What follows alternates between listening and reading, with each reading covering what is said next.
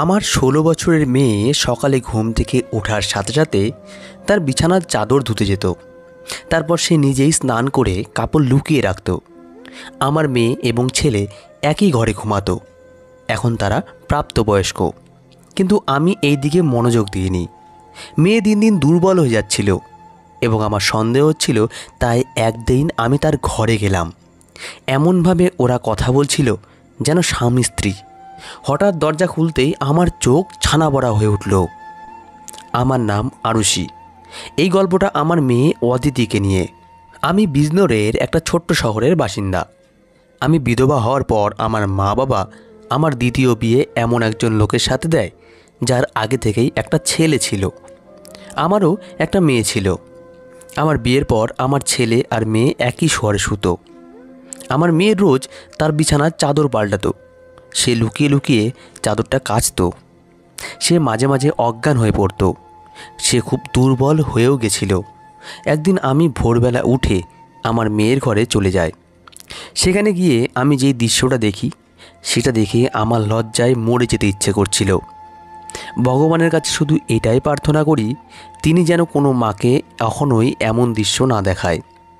ঘরে আমার ছেলে আর আমার মেয়ে ২ বছর পরে আমি বিধবা হয়েছিলাম। তখন আমার বয়স ১৮ ছিল, কারণ আমার মা বাবা ১৬ বছর বয়সে আমার বিয়ে দিয়ে দিয়েছিল। আমি তাদের একমাত্র মেয়ে ছিলাম, কিন্তু আমার বারবার মনে হতো যে আমি তাদের কাছে একটা বোঝা। তারা আমাকে নিজের মেয়ে মনে করতো না। আমি জন্মাবার পর আমার মা খুশিও হয়নি। আমার বাবা একটা ছেলে চেয়েছিল, তাই হয়তো আমি হওয়াতে বাবাও খুশি হয়নি। বাবা সবসময় আমার থেকে দূরে থাকতো। বাবা আমাকে নিজের সন্তানের মতন ভালোবাসতেও পারেনি। উনি আমাকে দেখলেই রেগে যেতেন। আমাদের পরিবারে দ্বিতীয় বিয়ে করার নিয়ম ছিল না, তাই বাবা আর বিয়ে করতে পারেনি। সেই কারণে বাবার আমার উপর খুব রাগ ছিল। তাই বাবা তাড়াতাড়ি আমার বিয়ে দিয়ে দিয়েছিল। আমার স্বামী একটা সরকারি স্কুলে পড়াতেন। আমাদের একটা ৩ বছরের মেয়ে ছিল। একদিন হঠাৎ স্কুল থেকে ফেরার পথে আমার স্বামীর অ্যাক্সিডেন্ট হয় আর তিনি মারা যান। আমার স্বামী মারা যাওয়ার পর আমার দিন খুব কষ্টে কেটেছিল। আমার উপর অনেক দায়িত্ব এসে পড়েছিল। কিছুদিন পর আমার শ্বশুর শাশুড়ি ও আমাকে আমার বাপের বাড়িতে পাঠিয়ে দেন। আমি তাদের উপরে একটা বোঝা হয়ে উঠেছিলাম। তারা তার ছেলের মৃত্যুর জন্য আমাকেই দায়ী করতেন। তারা এমন করতেন যেন আমি তাদের ছেলেকে মেরে ফেলেছি। আমিও চুপচাপ আমার মা বাবার বাড়িতে চলে আসি। মা বাবার কাছে তো আমি আগে থেকেই একটা বোঝা ছিলাম। আমি আমার মেয়েকে জড়িয়ে ধরে খুব কাঁদতাম। কিছুদিন পর আমার মা বাবা আমার আবার বিয়ে দিয়ে দেন। এইবার তারা এমন একজন লোকের সাথে আমার বিয়ে দিয়ে দেন যার আগে একটা বিয়ে ছিল। তার একটা ছেলে ছিল আর আমারও একটা মেয়ে ছিল। আমাদের দুজনের অবস্থা একই রকম ছিল, তাই আমাদের বিয়ে হয়ে যায়। নাহলে তখন আমার জন্য কোনো ভালো সম্বন্ধ ছিল না। তার ছেলে আমার মেয়ের থেকে ১ বছরের ছোট ছিল। তার ছেলের নাম অভিষেক আর আমার মেয়ের নাম ছিল অদিতি। আমরা ৪ জনে মিলে সুখে সংসার করতে লাগি। দেখতে দেখতে অনেকগুলো বছর কেটে যায়। এখন আমার মেয়ের বয়স ১৬ বছর আর অভিষেকের বয়স ১৫ বছর। এখন অভিষেকের বাবা পৃথিবী ছেড়ে চলে গেছে। উনি অনেক দিন ধরেই রোগে ভুগছিলেন। ওনার অনেক রকমের অসুখ ছিল। উনি চলে যাবার পর বাড়িটা খুব ফাঁকা হয়ে গেছিল। আমাদের নিজের বাড়ি ছিল, তাই ভাড়া দেবার চিন্তা ছিল না। আর আমাদের বাড়িতে একটা ছোট্ট দোকান ছিল। একদিন আমি ঘুমোচ্ছিলাম, হঠাৎ আমি একটা আওয়াজ শুনতে পাই, যেটা শুনে আমার ঘুম ভেঙে যায়। আমি বুঝতে পারি যে আওয়াজটা অভিষেকের ঘর থেকে আসছিল। আমি দৌড়ে অভিষেকের ঘরে গিয়ে পৌঁছই। সেখানে গিয়ে দেখি অভিষেকের ঘরের ছাদটা ভেঙে পড়েছে। আমার ভয় হয় যে অভিষেক ছাদের নিচে চাপা পড়ে যায়নি তো। আমি একটু কাছে গিয়ে দেখলাম যে অভিষেক সেখানে নেই। ও হয়তো বাথরুমে গেছে। ও খুব জোর বেঁচে গেছে। আমি ঈশ্বরকে ধন্যবাদ জানাই যে অভিষেক নিরাপদ আছে। ওর কিছু হয়ে গেলে আমি ওর স্বর্গীয় পিতাকে কি করে মুখ দেখাতাম। কিন্তু আমাদের কাছে এখন অত টাকা নেই যে আমরা অভিষেকের ঘরটা মেরামত করতে পারবো। আমি ঘরটা যেমন আছে সেরকমভাবে রেখে দিলাম। আমি গিয়ে রান্নাঘরে আমার বিছানা করলাম আর আমার ছেলে মেয়েদের ঘরে শুতে পড়লাম, কারণ বাইরে খুব ঠান্ডা ছিল। আমার ঘরে একটাই বিছানা ছিল, সেখানে দুজন খুব কষ্টে শুতে পারত। আমার ছেলে আর মেয়ে দুজনকেই এখন একই ঘরে শুতে হতো। একদিন সকালে অভিষেক তাড়াতাড়ি উঠে জলখাবার খেতে চলে আসে, কিন্তু অদিতি তখনও ঘুমাচ্ছিল। এতে আমি অবাক হই, কারণ অদিতি রোজ ঘুম থেকে তাড়াতাড়ি ওঠে। আজ ও এত বেলা অবধি ঘুমাচ্ছে কেন? আমি অদিতিকে ডাকি, কিন্তু তার কোনো সাড়া পাওয়া যায় না। তারপর আমি ঘরে গিয়ে দেখি সে অজ্ঞান হয়ে পড়ে আছে। এটা দেখে আমি খুব ঘাবড়ে যাই। আমি অভিষেককে বলি তাড়াতাড়ি একটা ডাক্তার ডেকে আনতে। ডাক্তার এসে বলে যে অদিতি খুব দুর্বল, ওর শরীরে রক্ত কমে গেছে, তাকে দিয়ে কোনো ভারী কাজ করানো ঠিক হবে না, তাকে এখন আরাম করতে দেওয়া উচিত। ভালো করে খাওয়া দাওয়া করলে ও ঠিক হয়ে যাবে। অদিতির যখন জ্ঞান ফেরে তখন আমি ওকে জিজ্ঞেস করি, তোর কি হয়েছে? অদিতি বলে, জানি না কি হয়েছে, আমি বসেছিলাম, হঠাৎ করে আমার মাথা ঘুরে গেল। আমি বলি, তুই বিশ্রাম নে, আমি তোর জন্য কিছু খাবার নিয়ে আসছি। এই বলে আমি রান্নাঘরে চলে যাই। যখন আমি খাবার নিয়ে আসি তখন দেখি অদিতি বিছানায় নেই, আর বিছানার চাদরটাও নেই। আমি ঘরের বাইরে গিয়ে দেখি অদিতি সেই চাদরটা কাচ্ছে। আমি ওকে বলি, তুই এখন চাদর কাচ্ছিস কেন? ডাক্তার তোকে আরাম করতে বলেছে, এক্ষুনি ওঠ ওখান থেকে আর নিজের ঘরে যা, গিয়ে কিছু খেয়ে নে। অদিতি বলে, না মা, এখনই চাদরটা কাচা দরকার। তুমি তো জানো আমাদের বাড়িতে একটাই চাদর আছে, এটা না কাচলে রাত্রে বিছানায় কি পাতবো? আমি বলি, চাদরটা তো অতটা নোংরা হয়নি যে আজকেই কাচতে হবে। হঠাৎ তোর চাদর কাচার ভূত মাথায় চাপলো কেন? তুই ওঠ ওখান থেকে, চাদরটা আমি কেচে দেব। কিন্তু সে আমার কথা শুনল না। সে নিজে চাদরটা কেচে সেখানে সাথে শুকোতে দিল। তারপর সে এসে জলখাবার খেয়ে ঘুমিয়ে পড়ে, আর অভিষেক কাজে বেরিয়ে যায়। অভিষেককে আমি ম্যাট্রিক অবধি পড়াতে পেরেছিলাম। ও একটা কাপড়ের দোকানে কাজ করত আর সারাদিন খুব খাটত। আমাদের নিজেদের দোকানটা আমি একাই চালাতাম। আমাদের দোকানে বাচ্চারাই বেশি আসতো। সেদিন অভিষেক বাড়ি ফিরে বলে সে বাইরে থেকে খেয়ে এসেছে, সে দেরি করে বাড়ি ফিরেছিল। অদিতি আগেই ঘুমিয়ে পড়েছিল। অভিষেক ঘরে গিয়ে শুয়ে পড়ে, আর আমি রান্নাঘরে বিছানা পেতে শুয়ে পড়ি। জায়গা বদল এর কারণে আমার ঘুম আসছিল না।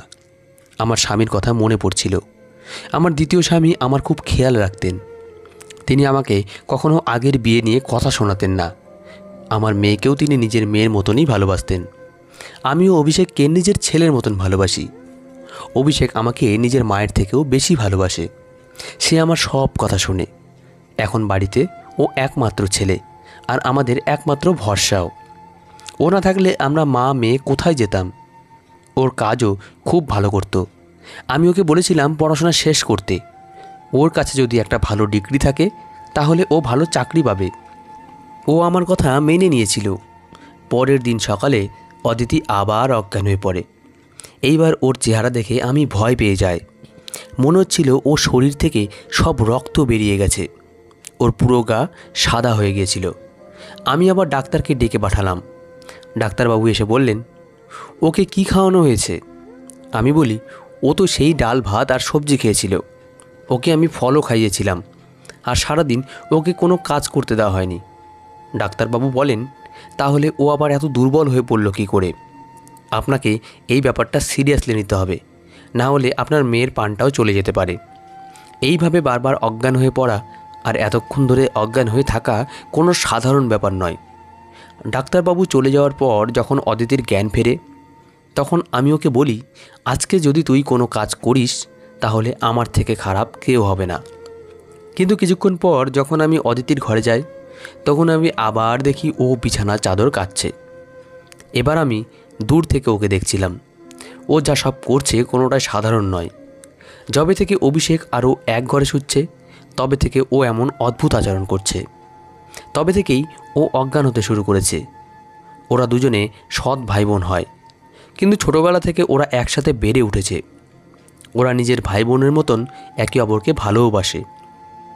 তাহলে দিন দিন আমার মেয়েটা শরীর দুর্বল হয়ে যাচ্ছে কেন? এমনটা তখনই হয় যখন একটা মেয়ে গর্ভবতী হয়, কিন্তু একটা কম বয়সী মেয়ের এরকম হওয়া একেবারেই স্বাভাবিক নয়। পরের দিন সকালে আমি দেখি অদিতি ছাদে চাদর শুকোতে দিতে যাচ্ছে। ও ভয়ে ভয়ে আশেপাশে দেখছিল যে কেউ ওকে দেখছে কি না। আমি রান্নাঘরে জানালা থেকে সব দেখতে পাচ্ছিলাম। ওর আচরণ আমার খুব অদ্ভুত লাগে। ও আমার ঘরে এসে শুয়ে পড়ে আর নিজের উপর একটা চাদর চাপা দিয়ে দেয়, যাতে আমি বুঝতে না পারি যে ওর নিচে কোনো চাদর আছে কি না। আমি ওর জন্য খাবার বানিয়ে নিয়ে যাই। আমাদের দোকানটা ভালো চলছিল না, সেখানে খুব বেশি খদ্দের আসতো না, শুধু বাচ্চারাই আসতো টফি আর চকলেট কিনতে। তারা 5-10 টাকা দিয়ে চলে যেত। এইভাবে আমাদের কি করে চলবে? আমি আমার ছেলে মেয়েকে এই বিষয়ে কিছুই জানাই না। অভিষেক আগে থেকেই একটা চাকরি করছিল, তাকে যদি আমি এসব কথা বলি তাহলে ও আরও চিন্তায় পড়ে যাবে। এদিকে এত কম টাকায় আমার পক্ষে সংসার চালানো মুশকিল হয়ে উঠেছিল। এদিকে অদিতি অসুস্থ, ডাক্তার বলেছে ওকে ভালো ভালো খাবার খাওয়াতে, কিন্তু চাল ডাল কিনতেই তো আমাদের সব টাকা শেষ হয়ে যায়। এইভাবে সংসার চালানো খুব মুশকিল। একদিন আমি অদিতি আর অভিষেককে এমন সব কথা বলতে শুনি যা শুনে আমি অবাক হয়ে যাই। তাদের কথা আমি কিছু বুঝতে পারি না। অভিষেক বলছিল, তুই তো এখন থেকেই শরীর খারাপ করে বসে আছিস, আমার মনে হয় তোর আর এই কাজটা করা উচিত নয়। অদিতি বলে, না না, আমি এটা করতে পারবো, এমন সুযোগ তো আর বারবার আসে না। আমি বুঝতে পারিনি যে আমার সাথে এমনটা হবে। আমি ভাবিনি যে আমার শরীরের শক্তি এত কম যে আমি এইটুকু সহ্য করতে পারবো না। অভিষেক বলে, আমি তোর জীবন নিয়ে খেলতে পারবো না, তাই আমাদের এটা বন্ধ করা উচিত। অদিতি বলে, এটা তো মাত্র কয়েকটা সপ্তাহের ব্যাপার, তারপর আর এমন সুযোগ আসবে না। ওরা কি কথা বলছে আমি তো কিছুই বুঝতে পারছি না। একদিন সকালে আমি এমন একটা জিনিস দেখি যেটা দেখে আমার হুঁশ উড়ে যায়। আমি দেখি অদিতি ছাদে কাপড় শুকোতে দিতে গেছে। সে একপাশে গিয়ে বমি করে।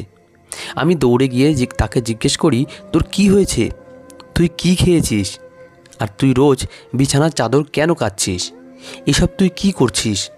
তুই এমন কোনো কাজ করিসনি তো যাতে তোর আর আমার বাবার সম্মান নষ্ট হয়? এমনটা হলে আমি তোকে কোনো দিন ক্ষমা করব না। আমার মেয়ে বলে, মা তুমি এসব কি বলছো? আমি এমন কোনো কাজ করব যাতে তোমাদের মাথা নিচু হয়? তুমি যেমনটা ভাবছো তেমনটা একেবারেই নয়। মনে হয় আজকাল তুমি বেশি সিনেমা দেখছো, বা কেউ তোমাকে আমার বিরুদ্ধে উস্কাচ্ছে। আমি যদি রোজ চাদরটা কাচি তাতে কি হয়েছে? চাদরটা নোংরা হয় তাই কাচি। আর তুমি তো জানো আমি রোজ ওষুধ খাই, তাই জন্য হয়তো আজ আমার বমি হলো। তুমি কি সব উল্টাপাল্টা ভাবছো? আমার মেয়ে আমার সাথে এভাবে কথা বলছে। আমি ওর গালে একটা সপাটে চড় মারি। তখনই অভিষেক সেখানে এসে পড়ে। অভিষেক আমাকে এসে বলে, মা তুমি এটা কি করছো? তুমি ওর গায়ে হাত তুললে কেন? আমি বলি, হ্যাঁ আমি ওকে মেরেছি, এটা আমার অনেক আগেই করা উচিত ছিল। আমি এখনও জানি না যে তোরা দুজনে মিলে কি করছিস। যেদিন আমি জানতে পারবো সেদিন আমি তোদেরকে ছাড়বো না। আমি নিজেই জানি না আমার কি হয়েছিল। আমার মুখে যা আসছিল আমি তাই বলছিলাম। আমার এমনটা করা উচিত হয়নি। সেদিন রাতে হঠাৎ আমার ঘুম ভেঙে যায়, আর আমি দেখি আমার ছেলে মেয়েদের ঘরে লাইট জ্বলছে। এত রাতে ওদের ঘরে লাইট জ্বলছে কেন? ওদের তো এখন শুয়ে পড়া উচিত। আমি ওদের ঘরের কাছে যাই, আর গিয়ে আমি ওদের কথা বলার আওয়াজ শুনতে পাই। ওরা কিছু একটা নিয়ে কথা বলছিল। আমি বাইরে দাঁড়িয়ে ওদের কথা শুনছিলাম। অভিষেক বলছিল, তুই খুব ভাগ্যবতী। অদিতি বলে, হ্যাঁ সে তো বটেই, কিন্তু কাল যখন আমার আবার শরীর খারাপ হবে তখন মা আবার চিন্তা করবে। অভিষেক বলে, আর মাত্র কটা দিনের ব্যাপার, একটু সহ্য করে নে। আমি ভাবি ওরা এসব কি বলছে। আমি আর সহ্য করতে পারলাম না। আমি দরজাটা খুলে ভিতরে যাওয়ার চেষ্টা করলাম, কিন্তু যেই আমি দরজাটা খুলতে গেলাম আমি দেখি দরজাটা ভেতর থেকে বন্ধ। ওরা ঘরের দরজা বন্ধ করে কেন শুয়েছে? এখন গরমের সময়, ওদের তো দরজা খুলে শোয়া উচিত। আমি অনেকক্ষণ ধরে দরজা ধাক্কা দিচ্ছিলাম, কিন্তু ওরা দরজা খোলে না। ওরা দরজা খুলতে আধা ঘন্টা লাগিয়ে দেয়। যখন ওরা দরজা খোলে তখন আমি ভিতরে গিয়ে দেখি ওরা দুজন ছাড়া ঘরে আর কেউ নেই। ওদের চোখ মুখ দেখে মনে হচ্ছিল ওরা ঘুমোচ্ছিল। আমি ওদের জিজ্ঞেস করলাম, তোরা কি করছিস? ওরা বলে, আমরা তো ঘুমোচ্ছিলাম। আমি বলি, মিথ্যা কথা বলিস না, তোরা জেগেছিলিস, আমি তোদের কথা বলার আওয়াজ শুনতে পাচ্ছিলাম। ওরা বলে, আমরা এত রাতে কেন জেগে থাকবো? আমাদের কি কাল পরীক্ষা আছে যে আমরা জেগে থাকবো? আমরা ঘুমিয়ে পড়েছিলাম। তখন আমার কাছে বলার মতন কিছুই ছিল না। ওদের দেখে মনে হচ্ছিল যে ওরা ঘুমোচ্ছিল। আমি আর কিছু না বলে ওখান থেকে চলে আসি, কিন্তু আমার মনে হচ্ছে যে কিছু একটা গণ্ডগোল আছে। একদিন আমি আমার মেয়ের হাতে কালশিটের দাগ দেখতে পাই। আমি তাকে জিজ্ঞেস করি যে তার চোট কী করে লাগলো। সে আমাকে বলে যে তরকারি কাটতে গিয়ে ছুরিতে তার হাত কেটে গেছে। কিন্তু ছুরিতে কাটলে তো আঙ্গুলটা কাটতো, ওর হাতের উপরে কি করে কাটলো? কখনো সে অজ্ঞান হয়ে পড়ছে, কখনো তার শরীরে আঘাতের চিহ্ন, কখনো সে লুকিয়ে লুকিয়ে বিছানার চাদর কাটছে। এসব কি হচ্ছে? আমি যেটা ভাবছি সেটা সত্যি নয় তো? আমি ঈশ্বরের কাছে প্রার্থনা করছিলাম যে আমার আশঙ্কা যেন সত্যি না হয়, কিন্তু এইসব চিহ্ন তো সেই দিকেই ইঙ্গিত করছে। ভুলটা আমারই। আমার অদিতি আর অভিষেককে এক ঘরে শুতে দেওয়া উচিত হয়নি। ওরা ভাই বোন হলেও ওরা তো সৎ ভাই বোন, আর ওরা কম বয়সী ছেলে মেয়ে। এই বয়সের ছেলেমেয়েরা সহজেই ভুল করে বসে, ওদের আবেগ অনেক বেশি। আমারই ওদের উপরে নজর রাখা উচিত ছিল। বড়রা যদি ছোটদেরকে না সামলায় তাহলে তো ওরা ভুল করবেই। সব দোষ আমার। আমি এখন থেকে ওদের উপর কড়া নজর রাখছিলাম। একদিন আমি ঘরের বাইরে থেকে ওদের কথা শুনতে পাই। আমার ছেলে আমার মেয়ের জন্য একটা ওষুধ কিনে এনেছিল। সে অদিতিকে সে ওষুধের ট্যাবলেটটা দিয়ে বলে, তুই এটা খেলে তোর সব সমস্যা দূর হয়ে যাবে। রোজ রাতে শোবার আগে তুই এই ট্যাবলেটটা খাবি, তাহলে দেখবি তুই সকালে আর অজ্ঞান হবি না। অদিতি সেই ট্যাবলেটটা নিয়ে তার আঁচলের ভেতর লুকিয়ে ফেলে। তারপর থেকে আমি দেখি অদিতি আর অজ্ঞান হয় না। কিন্তু একদিন হয়তো সেই ট্যাবলেটটা শেষ হয়ে গেছিল, তাই অদিতি আবার অজ্ঞান হয়ে পড়ে। সেই দিন আমার ছেলে বাড়িতে ছিল না, তাই আমি ঠিক করি এই সুযোগটা কাজে লাগাবো। আমি অদিতির বিছানা চাদরটা তুলে নিজের ঘরে নিয়ে আসি। আমি দেখতে চাই যে ওই চাদরে কী এমন লেগে থাকে যার জন্য অদিতি রোজ সেই চাদরটা কাচে। এমনকি তার শরীর খারাপ হওয়া সত্ত্বেও সে চাদর কাচতে ভোলে না। আমি চাদরটা ঘরে নিয়ে এসে সেটা কে খুলে দেখি, প্রথমে আমি কিছু দেখতে পাই না, কিন্তু যখন আমি আরও ভালোভাবে দেখি তখন আমার চোখে পড়ে যে গোটা চাদরে সাদা সাদা চুল লেগে আছে। আমি বুঝতে পারছিলাম না ওটা কিসের চুল। এই চুলগুলো পুরো সাদা ছিল আর এরকম ছোট ছোট ছিল। আমি কিচ্ছু বুঝতে পারছিলাম না। তখন আমার মেয়ের জ্ঞান ফিরে আসে। সে আমার কাছে এসে বসে আর জিজ্ঞেস করে, মা, আমার বিছানার চাদরটা কই? ও খুব ঘাবড়ে গেছিল। হয়তো ও বুঝতে পেরেছিল যে আমি চাদরটা দেখে ফেলেছি। আমি বলি, আমি ওটা কাচতে দিয়েছি। ও তখন আমার পাশ থেকে উঠে যাচ্ছিল। তখন আমি ওর হাতটা ধরে ফেলি। আমি আজ দেখে ফেলেছি যে ওই চাদরে কি লেগে আছে। এবার তুই আমাকে সব সত্যি কথা বল, তুই এসব কি করছিস? আমার মনে খুব খারাপ চিন্তা আসছে। আমি যা সন্দেহ করেছি সেটা কি সত্যি? আমার মেয়ে আমার পাশে এসে বসে আর আমাকে সব কথা খুলে বলে। ওর কথা শুনে আমার পায়ের তলা থেকে মাটি সরে যায়। ও আমাকে বলে, মা, তুমি যেমনটা ভাবছো তেমনটা একেবারেই নয়। আমি আর অভিষেক বুঝতে পেরেছিলাম যে আমাদের দোকানের অবস্থা ভালো নয়। দোকান থেকেও তেমন টাকা আসছে না, আর ভাইও খুব বেশি টাকা রোজগার করে না। আমরা বুঝতে পারছিলাম না আমরা কি করব। তখন ভাইয়ের এক বন্ধু ভাইকে একটা কাজ দেয়। তার বন্ধু অনেকগুলো ছোট ছোট বিড়ালের বাচ্চা পুষেছিল, কিন্তু সে একা তাদেরকে সামলাতে পারত না। তাই সে ভাইকে একটা কাজ দিয়েছিল, আর এই জন্য তাকে সে অনেক টাকা দিত। ভাই সারাদিন ওই বিড়ালের বাচ্চাগুলোকে দেখাশোনা করত, কিন্তু রাতে সে ক্লান্ত হয়ে পড়ত।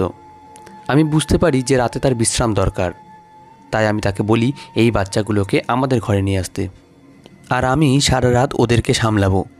ওই বাচ্চা বিড়ালগুলোর গায়ের লোম আমার চাদরে লেগে থাকতো, যেটা আমি সকালে ধুয়ে ফেলতাম, কারণ আমি জানতাম যে তোমার এই ধরনের কাজ একদম পছন্দ হবে না। আমরা তোমাকে এই ব্যাপারে কিছু বলতে চাইনি। কয়েকটা রাত পর আমি বুঝতে পারি যে আমার বিড়ালে অ্যালার্জি আছে, তাই আমি সকালে অজ্ঞান হয়ে পড়তাম। ভাই আমাকে যে ওষুধটা এনে দিয়েছিল সেটা এই অ্যালার্জির ওষুধ। ভাইয়ের বন্ধুটা খুব বড় লোক, সে আমাদের এই কাজটার জন্য রোজ 1000 টাকা করে দিত।